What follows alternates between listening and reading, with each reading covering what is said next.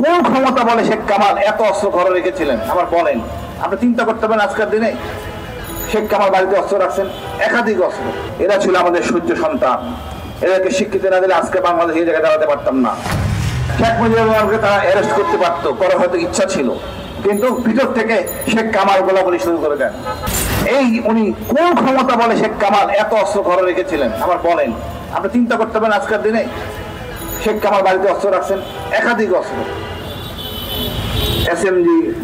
SMG সব বাসায়। কি করে সম্ভব?